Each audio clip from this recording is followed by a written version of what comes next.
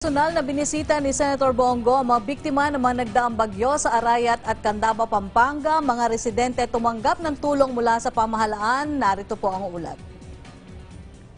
Sariwa pa sa mga residente ng Candaba at Arayat, Pampanga ang kanilang dinanas dahil sa COVID-19 pandemic na nadagdagan pa ng bagyong Ulysses. Magmula po na nang nag-lockdown, alam ko naman po hindi lang po kami yung naapektuhan. Halos buong mundo naman po.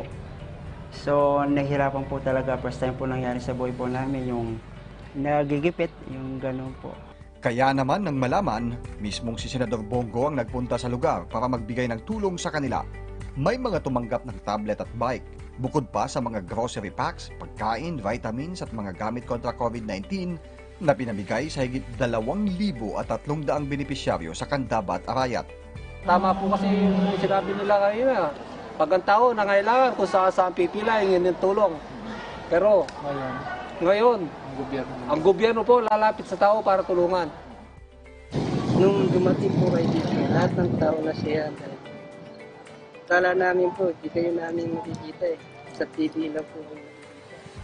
Ngayon po, nakita kayo namin personal. Parang nabunutan kami ng tinig na yun ang gusto ko yung Senator ko na simple lang.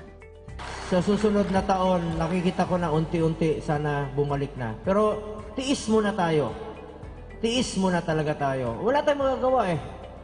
Lahat naman tayo sa buong mundo tong nangyari. Buti na nga lang tayo dito sa Pilipinas. Talagang pinag-aaralan, binabalanse po ng lahat. Dahil karamihan sa kanila ay mga magpapalay, nagbigay ang Department of Agriculture ng mechanical dryer sa kanilang kooperatiba para kahit maulan ay maaring matuyo ang kanilang aanihing palay. Ang DTI at National Housing Authority ay nagsagawa naman ng assessment para sa mga kwalipikadong tatanggap ng livelihood at housing assistance. Ang mga tumanggap ng pinansyal na ayuda mula sa DSWD ay may pinaglaanan na agad sila. Yan, siguro po pambili po ng oven, pang-start po ng business. Bahay ko. Para kahit pa paano, hindi matulugan ako. Kasi alam mo yung tulog ako ngayon. Alam mo yung tablon na ganyan. Pinanong ko lang sa lupa. Sinagyan ko ng bulok-bulok na eh. Pero yun lang. Nagdagaw ko lang yun. Dalawa po ang tumama sa atin. Itong COVID-19, halos isang taon na tayo. Simula nung Marso hanggang Disyembre na lang, hindi pa natatapos. Tumama pa itong pagbaha.